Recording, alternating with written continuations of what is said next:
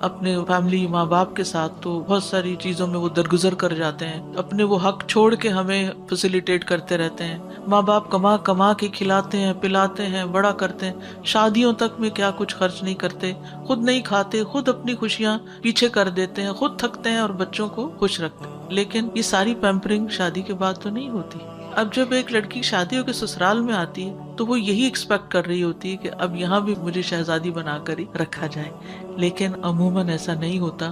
یہ زندگی ذمہ داریوں کی زندگی ہوتی ہے، اور جب ان ذمہ داریوں کو محسوس ہی نہ کیا جائے، ان کو ادا کرنے کی فکر ہی نہ کی جائے، تو پھر سارے نظام میں خلل آ جاتا ہے.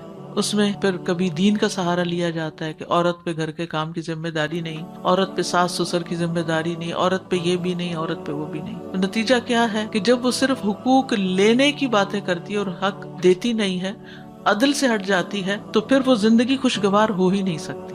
اور پھر خاص طور پر اگر انسان اپنی آخرت کو بھول کر یہ زندگی گزار رہا ہو تو اس میں پھر جھوٹ، فریب، بعض اوقات بد عہدی، بعض اوقات چیٹنگ، بہت ساری چیزیں شامل ہو جاتی ہیں جس سے معاملات میں کمپلیکیشن بڑھتی چلی جاتی ہے. تو اس لیے بہت ضروری ہے کہ کہیں پر بھی ہم ہوں، گھر کے ادارے میں ہوں، گھر بھی تو ایک انسٹیٹیوشن کی طرح ہے نا، تو جب تک ہم اس کی بنیاد بھی، کیوں خطبہ نکاح میں 4 دفعہ تقویٰ کا حکم دیا گیا ہے، جب تک اس کی بنیاد تقویٰ پر نہیں رکھتے اور وہاں پر بھی ہم آخرت اورینٹڈ نہیں ہوتے، تو پھر صحیح طور پر دنیا کی تعمیر بھی نہیں ہو سکتی.